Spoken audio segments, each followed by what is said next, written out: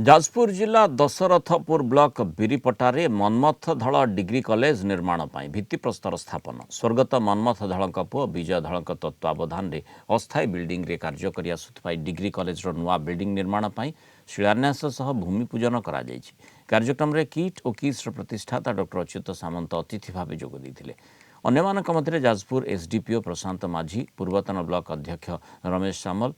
खरस्रोता साहित्य संसदर सभापति तथा युवनेता पद्माकर गुरु प्रमुख सह बहु बुद्धिजीवी और विशिष्ट व्यक्ति उपस्थित थे। भूमि पूजन उत्सव में कॉलेज छात्र छात्री अभिभावक और ग्रामवासी सामिल होते। यह डिग्री कॉलेज प्रतिष्ठा द्वारा ग्रामांचल में छात्र छात्री माने उच्च शिक्षा लाभ कर सुयोग पाइबा सहित एक उत्तम शैक्षिक वातावरण सृष्टि अंचल एभली कार्यक्रम को आहुरी शिक्षा क्षेत्र में व्यापक प्रसार प्रचार करने ईश्वर सहाय हुंतु एवं आम अंचल शिक्षार गोटे अवर्णनीय सौध गढ़ी उठिब एवं हजार हजार छात्र छात्री माने पाठ पढ़िबे एवं से माने पाठ पढ़ी प्रदेश देश विदेश रे ना करिवे एवं आम अंचल रे परिवेश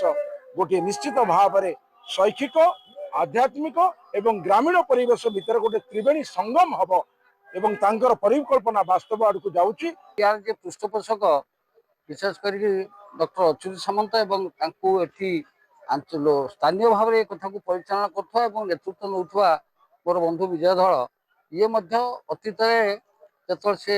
सरपंच थे से गोटे प्लस टू कलेक्ट कर से बर्तमान स्वयं संपूर्ण बर्तमान चली पिला अंचल पिला पाठ पढ़ुं स्वप्न था प्लस टू पर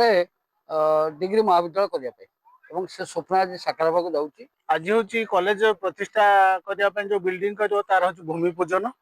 बड़ आनंदर कथा शिक्षार ये आवश्यकता थिला ये अंचल कॉलेज ना पिला माने जाकि पाठ बाहर पढ़ी पार नथिले तेणु समस्त छुआ ये 128 सीट सब जगह फिलअप अच्छी